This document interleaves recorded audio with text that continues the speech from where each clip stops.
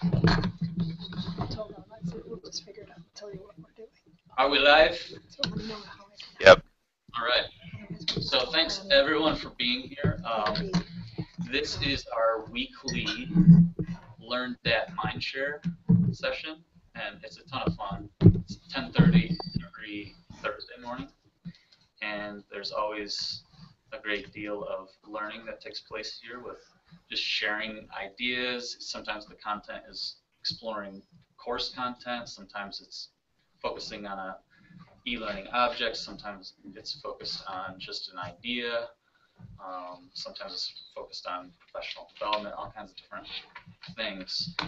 And today I thought it would be cool to just introduce you guys to Michigan Virtual University team, the IPD group, because I've had the privilege of being able to work with them, and we've been exploring and experimenting and trying all kinds of new things and learning from those things. So I thought I could just kind of interview them on some of the things that they've been experimenting with and some of the things that they've been learning as it relates to interdepartmental communication efforts.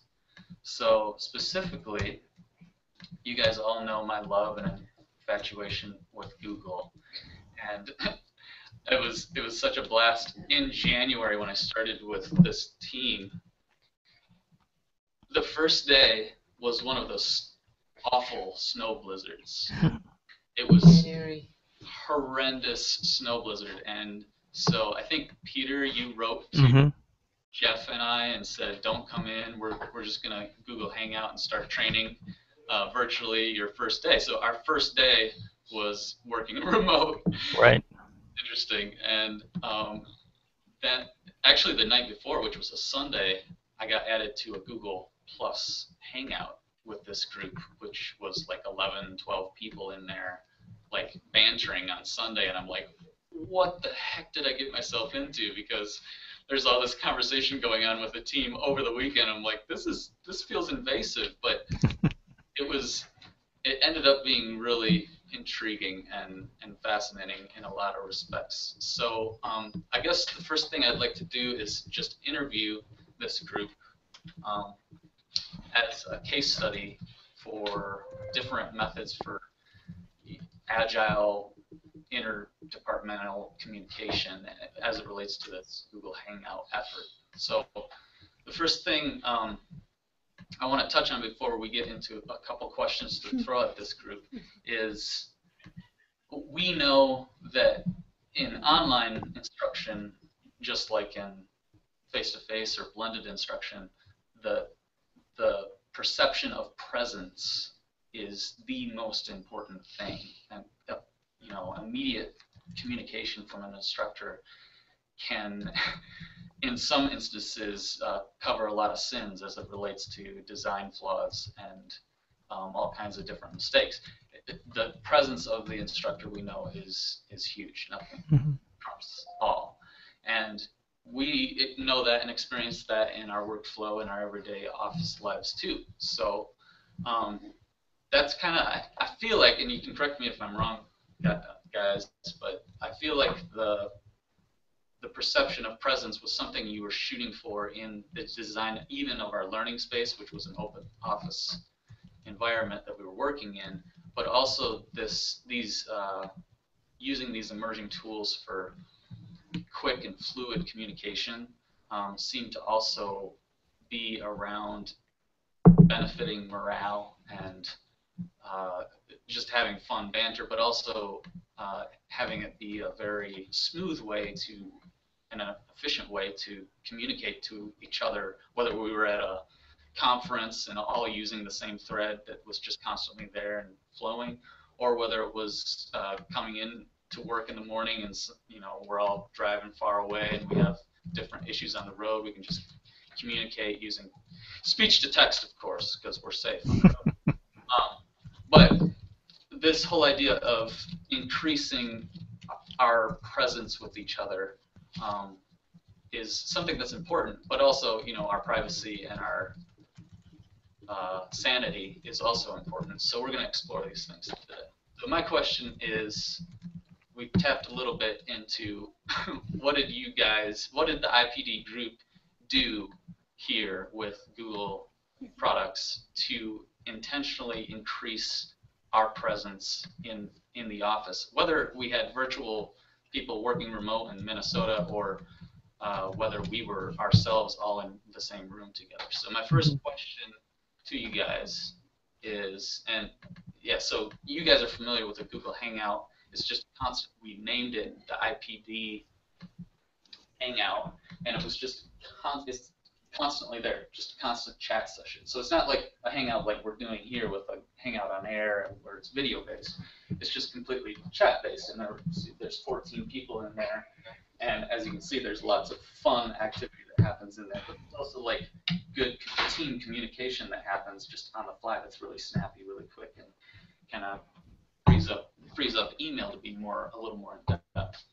And we also set up a Google Plus community group. I think Brandon set it up, and that was like a space where you could have almost a discussion thread with your team that you're working with, and share resources and take things deeper, and that freed up the Hangout to be very quick and snappy, short, one-sentence kind of communication. Sometimes we disobeyed the rules and wrote long spiels in the thread, but you know how that goes. So these are like ad hoc groups that gets turned on and then drops off? Well, actually the IPD Google Hangout group is constantly on. And you can turn on notifications, you can turn them off, but it's just always there and never gets removed, deleted. In fact, there's an archive of all the conversations too, and that's really interesting. I need to touch on that. But the other piece of this is what I touched on is we were working in a completely open space. I think there were 11 of us all in the same room, and then we had some people working remote. So real briefly, I want to also, do you guys mind? Do you guys have time if I show this video really quick that you created of how we used Google Hangouts also to connect to the teachers we were working with? Yes, that would be cool. Does that work? Sure. Yeah. Okay.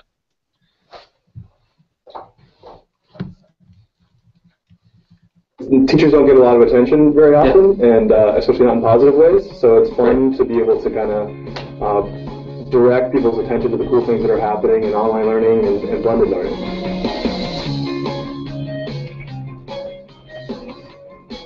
My name is Ben Grimes. I am the K-12 Instructional Technology Coordinator in Mattawan. I have been teaching for 16 years at Creekside Middle School. It's located in Zeeland, Michigan. Well, I teach at John Glenn High School in Bay City, Michigan. My name is Erin Maston, and I teach up here in Wayne City. I teach first grade.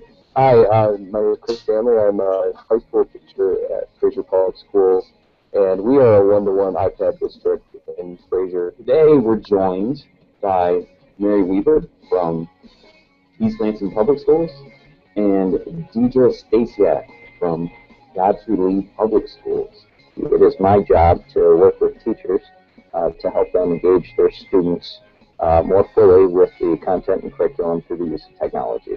Most recently, I guess, this exciting turn to using technology in the classroom, and also to speak about it and talk about it, and really just share my stories. What gets me the most excited about where this is all headed is really blended learning. You know, I live and work in online learning, and I recognize that that's powerful. Like that provides opportunities that wouldn't exist otherwise for students all over. But not everyone's going to be taking online courses. Kids are still going to be going to brick and mortar schools. And so what I get excited about is how online learning is kind of pushing us all to think more critically about what we're doing in our classrooms. Even though I put more things online for my students, it gives me more time with my students because I did all the hard work leading up to it. Yep. So for me, I feel like I get more time with the kids and being able to be more effective as a teacher than I was before. Has flipping your classroom the way that you have changed the way you view instruction and the role of the instructor? Oh, huge, yeah. I mean, I look at how I taught the first 14 years of my life and think, oh my gosh, those poor kids. But, I mean, it does. I mean, your instructor should be there to guide you, not be that person that's telling you everything. you know, if we want kids to be these 21st century learners that are problem solvers, if all I'm doing is spoon feeding them, I'm not helping them do that.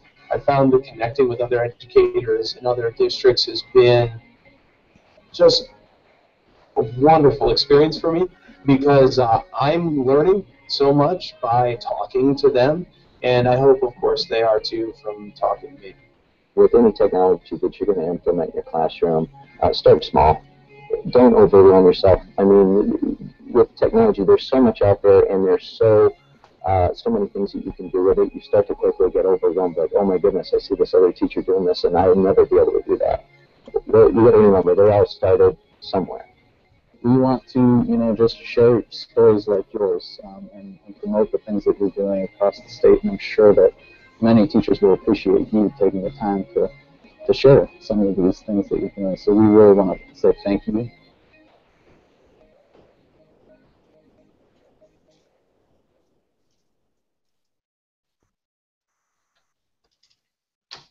All right, so you've seen kind of a brief sample here of some of the ways we've used Google Hangouts. And I want to jump to a couple questions to run by the IPD group.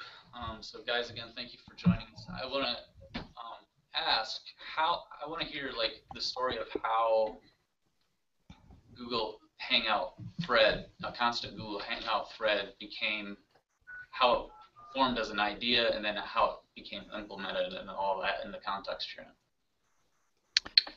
So early on, I don't know, probably about 2009 or so, inside of our physical work environment, we moved into this open space, and our boss, Greg Marks, he intentionally wanted to have a nice open space so that people could, you know, easily collaborate with each other and talk with each other and be accessible to one another.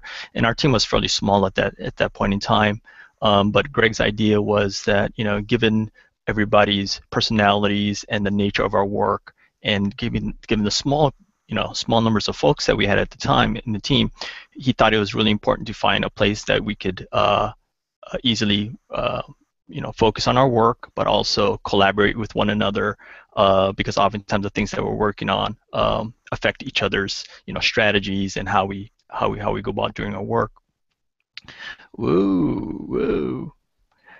So the whole idea of collaboration really started with our physical workspace, and as we hired more people on and got more people on the team, one of the things that we tried to look for in terms of personality-wise is whether or not people would be able to work in an open environment, and kind of deal with kind of some of the challenges that are presented in working in an open environment at times, but also know that from the conversations that happened, that you could either focus in on what you needed to do, but also be aware of what other people are facing, and then be able to contribute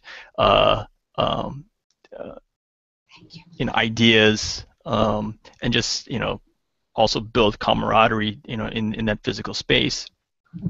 At the same time, we were, and we still do, rely a lot on outside independent contracting consultants to do work on course design, course development, and other kind of projects. So we also needed a way to be actively communicating with these folks, either through telephone, email, and at that time we were using Skype heavily.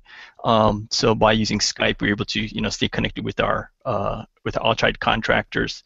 But then we also started to begin using Skype more and more internally as a kind of a back channel, so that as we were focused on work, if we wanted to just have private conversations or quiet conversations, we could do that via Skype. And it just kind of morphed into this kind of behavior where some things, if we didn't feel a need to have a whole group conversation, we could just have side Skype conversations. And with Skype, it's really easy to just bring in 2 or 3 people at one time, or one-on-one at a time, for just quick check-ins. So that kind of evolved separately.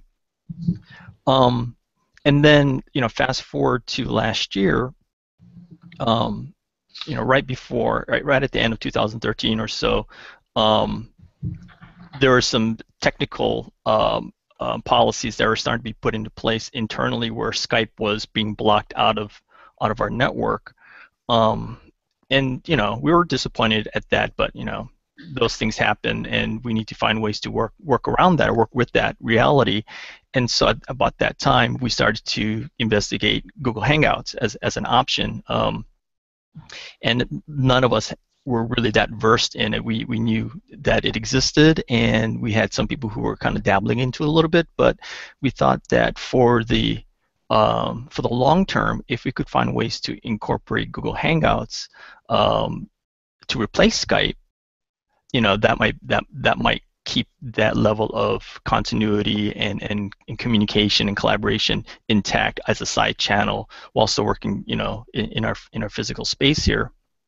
And then, we knew that we were also bringing on new team members like Dave at that time, and Jeff Gerlach and Roman Stotland here, and we wanted to kind of proactively figure out, okay, can we bring these folks into this kind of new environment for them? And so we took a lot of time to really talk about the pros and cons of using Hangouts or versus maybe trying to force Skype on our IT team and have conversations there. So we thought we'll try it, and we're very flexible about it, and we got good feedback from our boss again to say, yeah, let's give it a try. So we did that. And like Dave said, on the very first day of his employment, along with Roman Stotland, it was a snow day, and I told the guys, hey, we're gonna get on Google Hangouts and try and facilitate the conversation that way, and let's see how it goes. And our organization tries to promote as much as possible teleworking and working remotely. So this was a really good opportunity to kind of continue to test that out, and I think that worked out really well. And then, in addition to the Hangouts, we also created a Google Plus community, IPD community, and that idea kind of came out from the fact that as we continue to do our work and we do research and we find articles, and oftentimes we usually use email to kind of share that out and share our ideas. We wanted to see what we could do with the Google Plus group, the community, Google Plus community, to see if we could not only share our resources, share our findings, share ideas that we come up with, but also have a place where we can actually have some communication through replies, which was really, really nice. So we opened that up, and then really encouraged one another whenever people have ideas to post us up there, so that they can be there on a permanent basis, and we can always refer back to our ideas, because oftentimes in email land, you post those things and you can archive them in a folder, but as a group looking at these things, they get lost. So we thought the community would be a good place for that, and I think between the community and the Hangouts, the ability to continually refine our thinking about how we want to apply instructional design, for example, or think about blended learning or think about online learning, kind of remains focused, which is really, really nice. And if people want to bring in new ideas, it's also really nice to be able to do that. But I think it's just to help us really stay connected with our focus and our ideas about how we want to tackle online instructional design, blended learning instructional design, and just teaching and learning in general. Yeah, so Brandon, I wanted to ask you too, what were you doing before that was similar to this, and then once you implemented this, what changed? Well, before, like as Peter said, we were using Skype, and that was kind of like the industry standard for a long time, and not only was there some technical limitations happening in our building, but we also,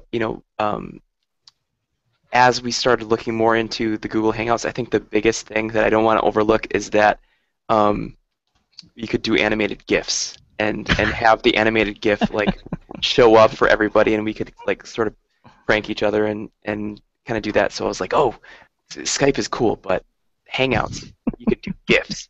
But truthfully, the more we looked into the Hangouts, it's super accessible. It's you can do it through your browser. You can do it on an iPhone, Android phone, pretty much anything, any device that you can connect with. They've made it a point to be super accessible. And yeah, once we started transitioning over to that, I think what was the second part of your question? Is how did it change things? I think because I never put Skype on my phone,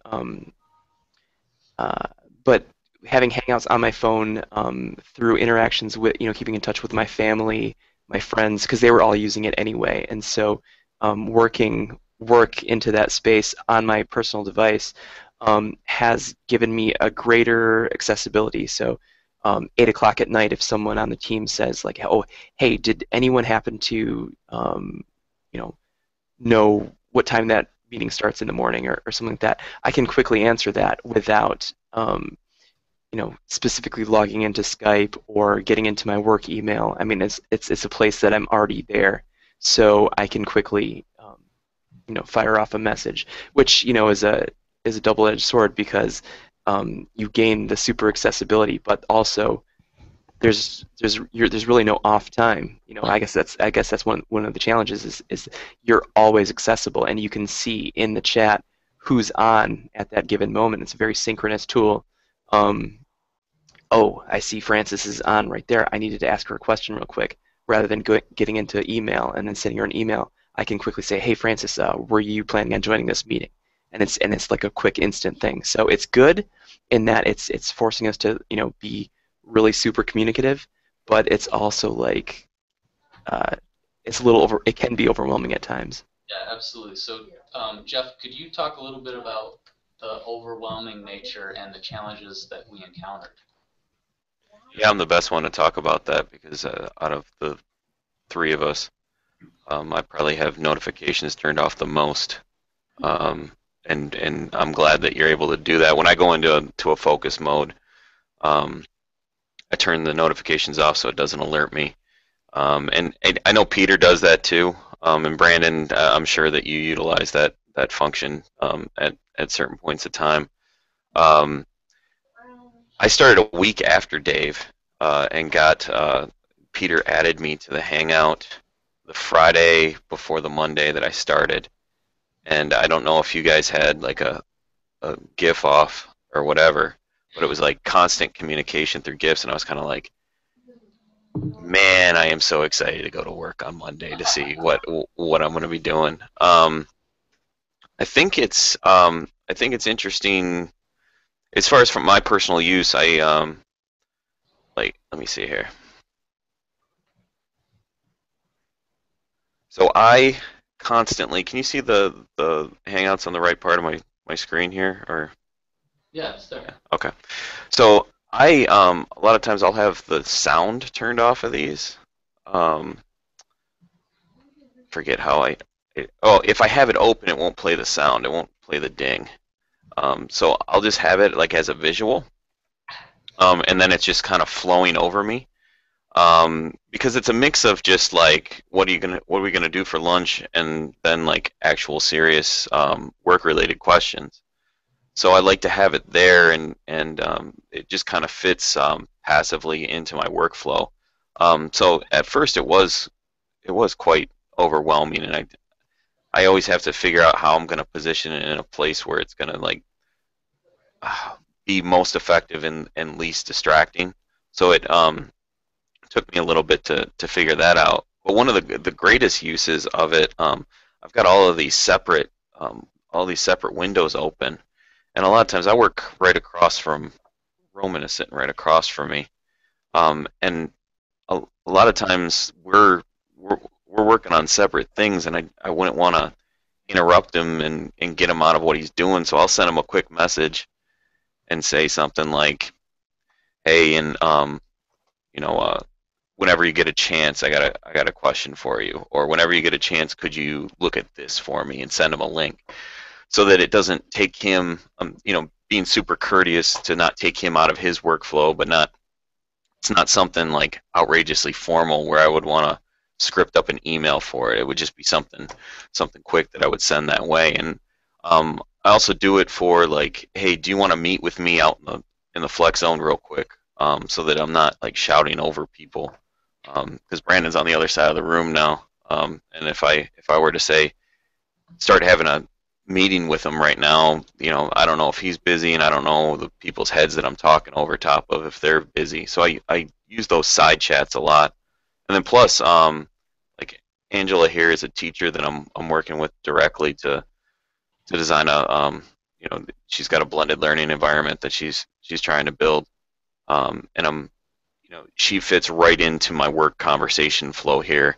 and I actually just got done with a hangout with her where we were screen sharing and walking through her LMS inputs and kind of positioning things around so that it would flow better. But it all fits into one communication interface that I really appreciate. So I don't know if I addressed your question, Dave, but I just kind of talked about whatever the heck I wanted to. Yeah, no, you addressed it, and I'm gonna open it up for you guys to run questions by them too. But I did want to ask too. So who's Tara Blatto, and why? How did this help us with our remote workers? Yeah, so Tara Blado, she's another instructional designer on our team, but she lives in Minnesota. She lives on the western edge of Minnesota, almost in South Dakota, and almost in Fargo. So we hired her about 3 years ago because we needed another instructional designer, and she was perfect. We needed somebody who obviously had good instructional design chops, experienced teacher working online. She had all this experience. And she'd worked remotely before, so she was like the perfect mix. And we said, okay, let's do it. And so at that time, we were still doing Skype, right? Yeah. So she was already, really well versed in communicating, using a lot of different tools. And so when we did the transition over to Hangouts, still not a problem. I think she probably uses Hangouts and Hangouts and Skype. But when she engages us in conversation, it's really nice because it's like she's here. I mean, it really feels like she's here with us. And then so she comes and visits us once every quarter. And it's not like, oh, what's your name again? And we don't go through this reintroduction of who Tara is. It's like she's always been here because of the flow of the conversations that we have. So from that perspective, it's worked out really well. And that's almost like a good testament and a good test for us to know that we're using the tools in a way that keeps collaboration going. It keeps our communications and connections intact, especially with Tara, again, because she's so physically far away from us. And it also keeps her in the loop, like as far as getting to know us on a personal level, because we'll share pictures of our kids, or we'll a lot of that office banter that you get when you just come in the morning and you're sharing some donuts and just talking about, oh, did you happen to see Breaking Bad last night and stuff. And because we have that side channel going throughout the day, she's able to be a part of that. Whereas like without that, she would be completely isolated, and her only interaction with us would be formal emails like, hey, did you get to do this, and are you joining this meeting and stuff like that. So that side of it, like when she does come, she's able to just like hit the ground running and just completely be part of the community. And that's, I think, a great testament to the use of the persistent Hangout. Yeah, absolutely. In fact, I think, Jeff, you had mentioned at one point, like when Tara would come to the office for a week every quarter or whatever, it was so natural. Like we felt like we knew her even though we had never met her in person for however many weeks or months it took for her to get there. And you notice I pronounced her name wrong. Like, that's perfect. You could spell it though, because you've typed it enough. Yeah, so it's all, I see her name so often so that's a downside too, Yeah. Okay. You're not talking actually with the person all the time, but you feel like you know them in a way. And part of it is, I mean, Tara's so outrageously present in the IPD, the Hangout there.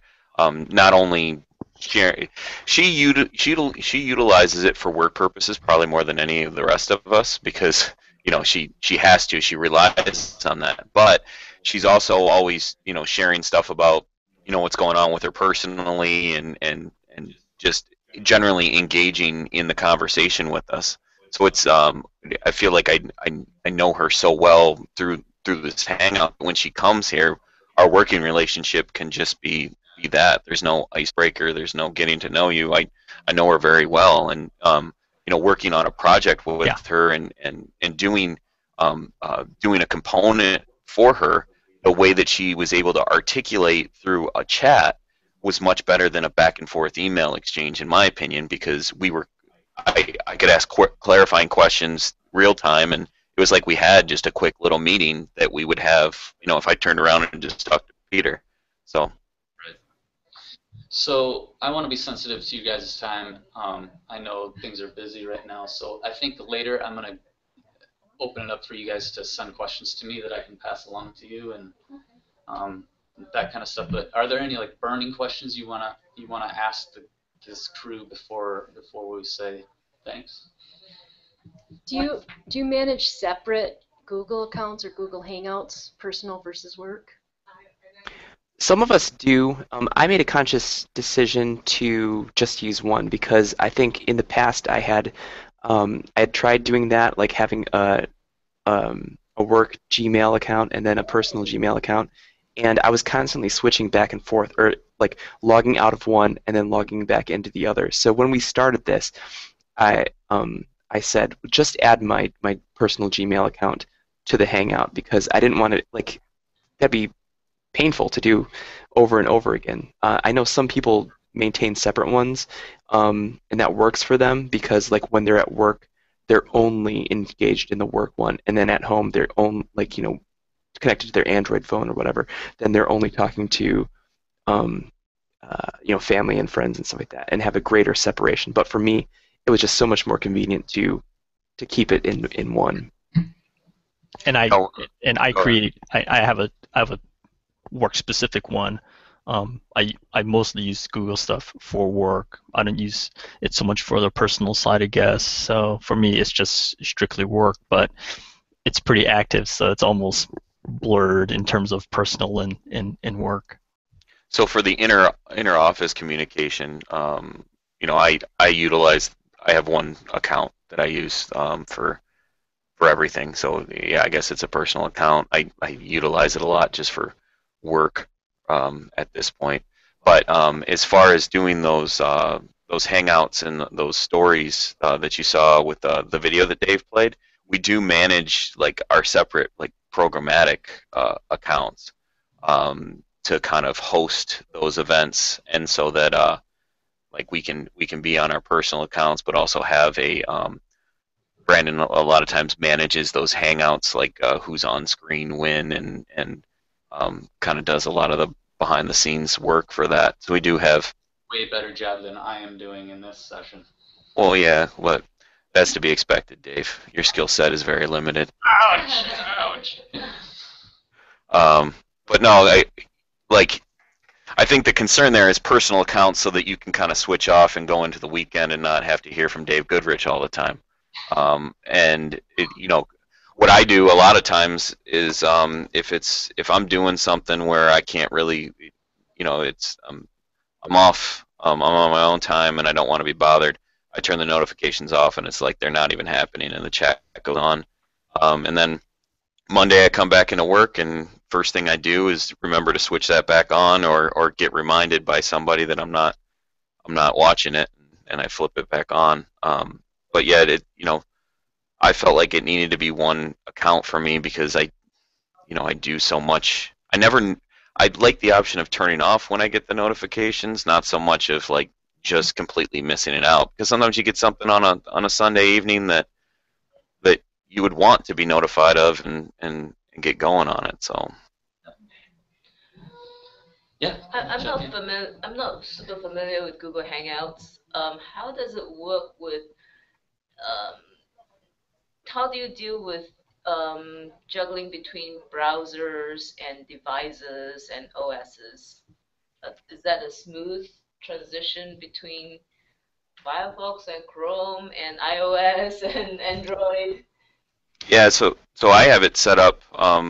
So on my my Windows computer at work, got a Chrome extension, and whether or not I have Chrome windows open or not, as soon as I fire it up, it just stays there. So it feels just like an IM client there. On my phone with the app, I actually have it integrated as my text messaging app.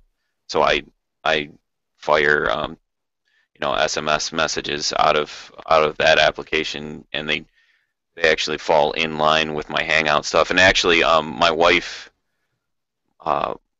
like people that I'm really close with, like Brandon, I have his text. I have his phone number in there. So if he shoots me a text, it goes to the same place as the Hangout, and it actually has a synthesized storyline. So no matter where he sends it to me from, it all goes to the same place, and I have the history there chronologically from both, whether it was the number or whatever. Got it on my tablet too. So and really switching between those devices, it's same stuff's there, just completely synchronized. It's very seamless, although the downside of that is that it's always present. So when I'm here at work and we do a fair amount of chatting back and forth throughout the day, my wife, who's at home, says, your iPod, the computers, they're just dinging all day. And I haven't found a good way to mute it on one, like all my devices at home, and just have it on, like, say, my work computer for, between 8 a.m. and 5 p.m. And that's sort of been the downside for me. I mean, it's super accessible across any of the devices. I'm, chatting at work, and then I run out to lunch, and I grab my phone, and then I'm, hey guys, does anyone need anything from Taco Bell? And it's, it's super accessible across any device, but the downside is it's on every device, and it's dinging and beeping, and you can't escape it. So it's at the same time, you can't mute notifications on one device without muting them on all of them. Correct. Right. So have you guys been experiencing, like I have, like when we have like deeper conversations in these spaces, and you, like a month later, you're like, oh, I remember we were talking about this or that, but I don't remember the specifics. I need a link. Do you ever search in your Gmail and go to the archives? Have you done that yet? I do. Yeah. Yeah. Yeah. It archives everything? It does, probably. Yeah, everything's archived. It does. You can turn the history off, which I'm not sure what that means, but it seems to do something.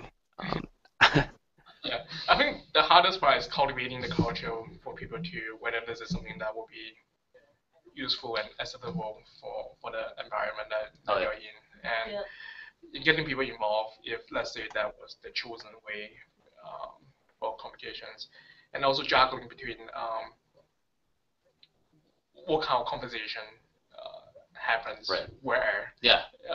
Because you do want to archive some of them, and some of them may be what we're going to do today for lunch might some be that a little bit too much noise sometimes. The community comes in really handy. I mean, the community ends up looking like your reading list for a book club kind of thing. Peter especially puts a lot of literature in our community that he knows is something important that we want to take a look at, because it stays at the top of the fold a lot longer than in a Hangout, which is going to be buried by mostly memes and GIFs at some point. Taco Bell. In Taco Bell.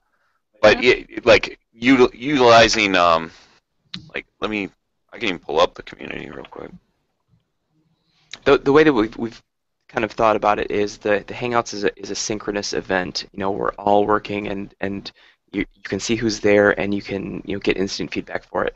And the community is more like an asynchronous, like a messaging board. You put a link on here. It's like, or hey, here's a video. He talks about this, this, and this. What do you think about that? And then we can go through and we can have a longer discussion about it. When it's convenient for us. This was a good one from, was this a couple weeks ago now? Or it was over the weekend, actually. So Peter was in Chicago and happened to be at the Museum of Science and Industry, and kind of, I mean, he just mind dumped his reflections on like what the design for learning at the library is, and Brandon this is and while I I, was at the museum. right at the I was museum. at the museum, yeah. And he could have easily just put this in the Hangout too, but he knew that this was something that we might not get to right away, especially being the weekend, and it was something that might be important to have a conversation about. And putting it on this, which is more like, you know, it's a bulletin board kind of feel to it. You know, Brandon and I were able to have a conversation with Peter that was much more extensive. Especially I decided to babble on and on about what he wrote, but You. But it also didn't distract from the work that was going on in the Hangout, where it's like more, you know, shorter, right, quick communication, and didn't flood that work with, you know, a long discussion about something that was, you know, sort of related, but not part of the daily grind of the Hangout. Right, and I remember one extensive team meeting we had to talk about like what's working, what's not, what are some strategies we can take to make this less distracting and all those things, and that was super helpful. And when Jeff, when you were showing that community page, it reminded me that I saw events in there, like when we had a book club and when we were having team meetings, we create events in that community and could even record some of our sessions together, which the book club, when we were doing that, we were working with a group from Idaho, and I remember I was out one day and I missed the book club conversation. I was able to watch the whole thing and benefit from it, and even contribute to the conversation asynchronously, which was really cool. So. Hey Dave, I was wondering if I could just add one more thing with the question about, like, you know, the level of noise that's maybe in the Hangouts, and you know, having that balance between, you know, talking about work, talking about challenges, and then talking about lunch, for example. You know, all those things are just kind of combined, and I think there are a couple things going on that all of us try and do to kind of manage that for ourselves. I think in the physical office space itself, as we engage with each other on a daily basis, you know, that kind of tempers what gets, you know, the kind of conversation that goes on, you know, because we're actually physically talking to each other and chatting at the same time. So it's kind of a weird mix at times. But I think the established relationships helps to kind of moderate that at times. But if it's too noisy for some folks, like Jeff had said, you know, we can always just turn notifications off. So that's our choice. You know, we all have choices to do that, and some prefer to not have, you know, not be as active on the Hangouts because it's not, you know, it's not mandatory. So in those cases, we find other ways to do that, or we create smaller subgroups to have side conversations. So we ultimately have a decision as to how we communicate with each other, and we're not just saying everybody has to use Hangouts. And I think it's that level of freedom that allows us to really utilize Hangouts in the best way possible. And for us, I think we've found a good balance. But we're continually, you know, observing and just making sure that what we're using it for is ultimately productive, either from a work side or from a collaboration and team building side. So it's very fluid. It's just one tool. I think at the end of the day, we all communicate with each other and know that, okay, if we want to use a different tool, we can use that. So I think just keeping our minds open and keeping the communication flow open has been really, really important in how we've established our protocol. Absolutely. Yeah, and I've always really appreciated the flexibility in it all, and just the room constantly for learning in the process. Guys, we all got work to do. Thank you so much, IPD, for joining us and answering some of our questions about this. Thanks for having us.